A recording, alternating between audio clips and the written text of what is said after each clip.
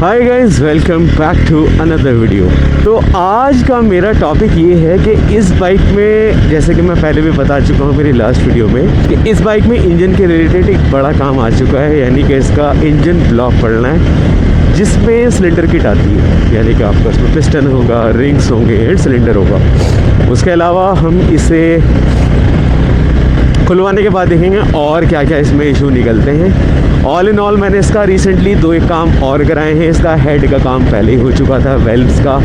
Even एक issue मुझे नया आया था कि इसकी बैटरी चार्ज नहीं हो रही थी। तो बैटरी चार्ज ना होने से पता चला कि इसके स्टार्टर कॉयल, जिसे मैग्नेट कॉयल भी बोलते हैं, जो कि एक तरह से इंजन का आल्टरनेटर होता है, जैसे कि हमारे नॉर्मल इंजन जनरेटर में होता है जो इलेक्ट्रिसिटी बनाते हैं, वो इसका ख़राब हो गया था। तो बैटरी इसकी चार्ज नहीं हो रही थी, जिसकी वजह से मैं ऑलमोस्ट 10 किलोमीटर पैदल लेके से चला हूँ रास्ते में, इसी रास्ते पे एक दिन। उस दिन तो मैं इसे शोरूम पर खड़ी कराया था, लेकिन वही है कि इसका इंजन का जो ब्लॉक है वो सिर्फ ऑर्डर पे आता है, ऐसा शोरूम पे अवेलेबल नहीं रहता, क्योंकि यूजुअली ऐसा एक्सपेंस है या ऐसा डैमेज है जो कि नहीं आता है बाइक में, बहुत टाइम के बाद आता है। तो हर शोरूम पे इसका जो इंजन का हेड वाला ब्लॉक वाला पोर्शन है वो ऑर्डर पर ही आता है। तो मैंने ऑर्डर लगवाया था, अब वो आ गया है।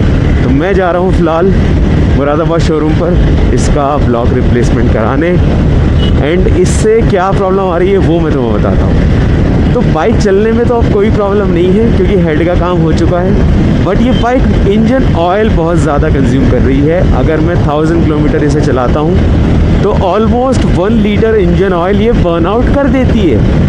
मतलब इंजन ऑयल साफ़ हो जाता है भाई बाइक में से।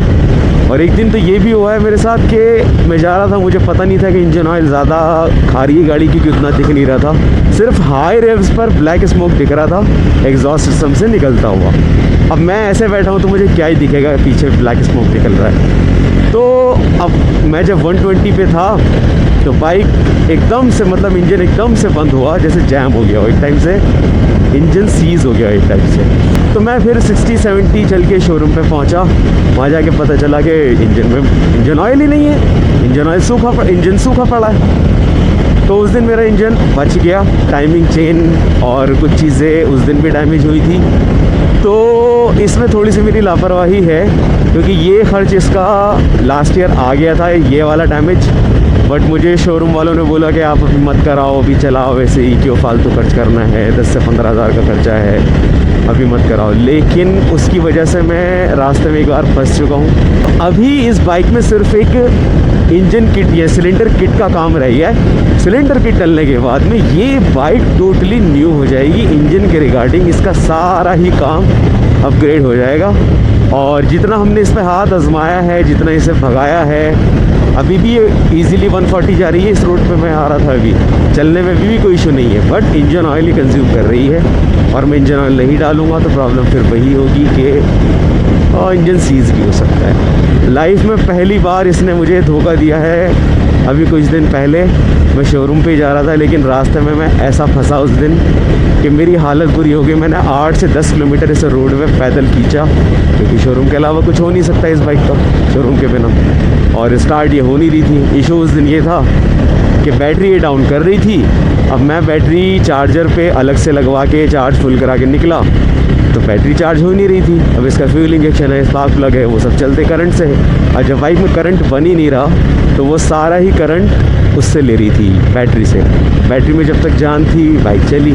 जैसे बैटरी डाउन हुई तो हालत ये होगी कि मैं हॉर्न का बटन भी अगर प्रेस कर रहा था तो इंजन बंद हो रहा था, हॉर्न से बटन हटाया इंजन स्टार्ट हो रहा था, और सेल्फ तो लग ही नहीं रहा था। तो कुछ दूर मुझे लोगों ने लिफ्ट दी, यानी कि पैर लगाया बाइक पे। बड़ी मुश्किल से मैं उस दिन शोरूम पहुंचा हूँ, और बाइक छोड़ के मुझे आनी पड़ी। तो भाई बहुत सारे इशू हैं जिनके ऊपर मैं एक वीडियो और लेके आने वाला हूँ। आई होप तुमने मेरी ये आई बटन वाली वीडियो देख ली होगी, जिसमें मैंने अपना एक्सपीरियंस 4 साल का इस बाइक के साथ शेयर किया था कि कैसे एक्सपीरियंस रहा, कितने एक्सपेंसेस आए, क्या वर्थ इट थे और क्या ज़बरदस्ती के थे। बट जल्द ही, अब सिर्फ 6 महीने में एक बड़ा ख़र्चा और आ गया है, जो कि मैं आज रिप्लेसमेंट कराने वाला हूँ, जो कि खुलने के बाद पता चलेगा कि एग्जैक्टली प्रॉब्लम बाइक में और क्या क्या है। बाकी मुझे लगता नहीं है कि इस वाले इशू के अलावा कोई और प्रॉब्लम होगी, और इंशाल्लाह मैं इससे फ्री हो जाऊंगा इस काम को कराने के बाद, कि फिर हम इसे अच्छे से चला सकते हैं। और हाँ, इसे हमने बहुत गंदी चलाया है। काफ़ी लोग ये भी कहेंगे कि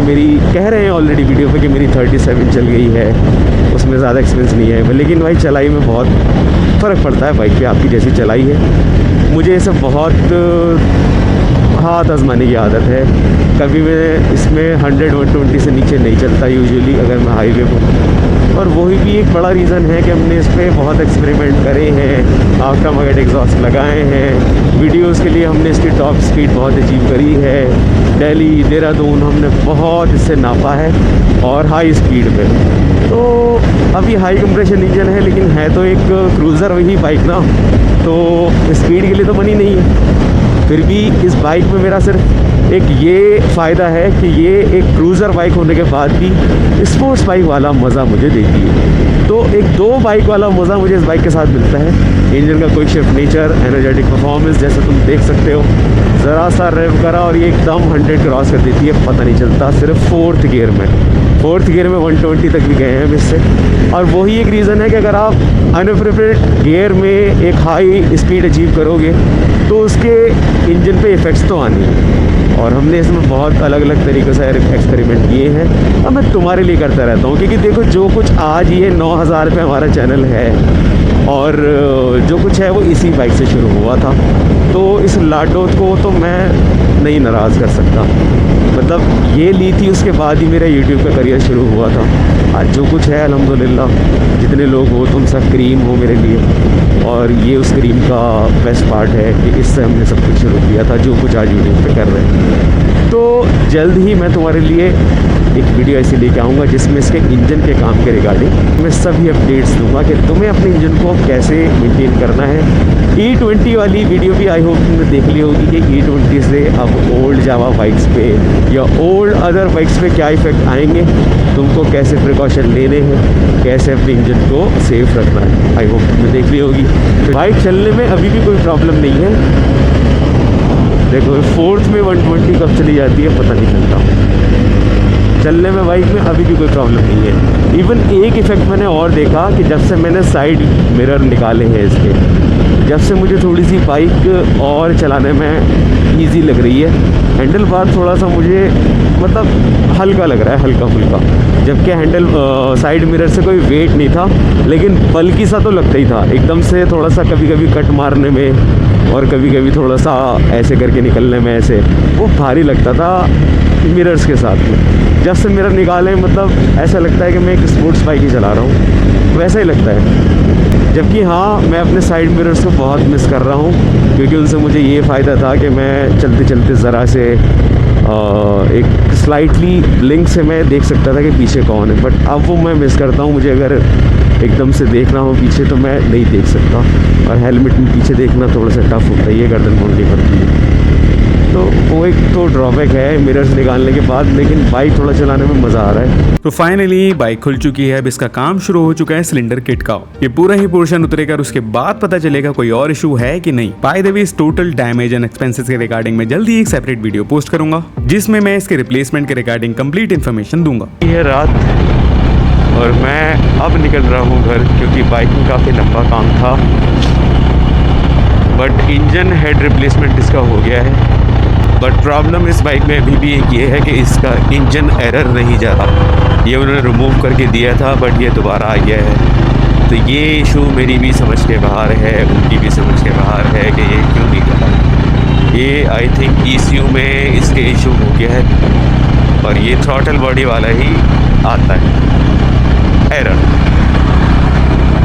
बाइक इंजन हेड रिप्लेसमेंट के बाद अभी मैंने इस पर कोई हाथ नहीं आजमाया है, ना ही आजमाना है, क्योंकि जब अगर आप इंजन हेड का काम यानी कि हाफ इंजन करा रहे हो तो उसके बाद में एटलीस्ट 1000 और 2000 किलोमीटर आप सिर्फ अंडर 80 चलो, 60, 70, 80 बस, इससे ऊपर मत करो। इवन अगर आप गियर शिफ्टिंग पैटर्न अपना लो RPM पे ही रखोगे कि उतने हाई RPM पे गियर चेंज नहीं करोगे तो भी अच्छा रहेगा। यानी कि अगर तुम ज़्यादा हाई RPM पे जाने के बाद गियर चेंज करोगे तब भी प्रॉब्लम है, क्योंकि अभी एक नया पूरा ब्लॉक और डला है पुराने इंजन पर, तो उसे सेट होने में थोड़ा सा टाइम लगेगा। अगर तुम शुरुआत में ही उसे खींचना शुरू कर दोगे तो उसके जो छोटे छोटे पार्टिकल्स हैं वो टूट के आएंगे मोबिल में और आपका जो हेड है वो जल्दी ख़राब होगा, क्योंकि अभी नए हैं, टाइटली पैक्ड है। तो अभी इसे थोड़ा सा आराम से चलाना है। तो आज मैं इसे बहुत आराम से ही लेके जाऊँगा। वो चल अच्छा रही है, कोई और प्रॉब्लम नहीं है स्टार्टिंग वाली या स्मोक वाली, क्योंकि हाफ इंजन होने के बाद आई थिंक सारे इशूज़ खत्म हो जाते हैं और कोई इस बाइक में इशू था भी नहीं। सिर्फ ये बाइक मोबिल एक्स्ट्रा कंज्यूम कर रही थी, जैसे कि 1000 किलोमीटर पे 1 लीटर इंजन ऑयल ये बर्न आउट करती थी। तो उस वजह से काफ़ी महंगी भी पड़ रही थी और कहीं ना कहीं ये भी था कि अगर ये इसका सिलेंडर किट कट गई है तो उसमें क्या होगा कि और भी पार्ट्स डैमेज होने का ख़तरा है, क्योंकि मोबिल अगर लीक कर रहा है तो वो वेल्व भी जाएगा, जलेगा, इनको भी जलाएगा। तो अगर कोई बाइक में काम आ रहा है तो उसे आप टाइम टू टाइम करा लो। ये जो कुछ हुआ है उसके पीछे सबसे बड़ा रीज़न ये है कि जब इसने इंजन ऑयल थोड़ा तो और बहुत कंज्यूम करना शुरू किया था, तो उस टाइम पे हमने इसका वेल्व चेंज कराए थे। उस टाइम पे हमें इसका रिंग पिस्टन करा देना चाहिए। रिंग पिस्टन का खर्च होता है अप्रॉक्सीमेटली 4000 रुपीज़ कह रहा हूँ, बट सर्विस स्टेशन वाले मुझसे बोले कि अभी मत कराओ, आप इसे बाद में कराना, अभी इतनी जल्दी मत कराओ। मैंने उनकी बात मान ली, नहीं कराया, पैसे बचे। उस टाइम अच्छा लगा कि शोरूम वालों की, यानी कि सर्विस स्टेशन वालों की अच्छी एडवाइस है, बट मैंने वो नहीं कराया। और विद टाइम हुआ ये कि वो पिस्टन ने उस सिलेंडर को ही काट दिया, एक साइड से वो पूरा छिल चुका है और वहीं उसमें गैप आ गया। अब आपका रिंग पिस्टन डल के कुछ नहीं होने वाला था, इसीलिए जो हमने 6 महीने पहले 5000 का खर्चा बचाया था उसे मैं 11000 रुपये दे आ रहा हूँ। तो अगर बाइक में कोई छोटा सा भी इशू आ रहा है ना, तो तुम उसे जब ठीक करा लो जब तुम्हें वो महसूस हो जाए। तुम नहीं कराओगे तो कुछ टाइम बाद वो बड़ा बन जाएगा। वही है कि आप उसका अगर छोटे से फोड़े पे इलाज नहीं कराओगे तो फिर आपको कैंसर की पेमेंट करनी होगी ट्रीटमेंट। तो वही मैं करके आ रहा हूँ। अब ये वाली जो वीडियो है इंजन वर्क के रिगार्डिंग, जो मैंने इसमें इंजन किट इंस्टॉल कराई है, रिप्लेस कराई है, ये भी जल्दी मैं पोस्ट करूँगा। फिलहाल इसका शॉर्ट डाल रहा हूँ जिससे तुम्हें पता चल जाए कि अपकमिंग वीडियो क्या आने वाली है।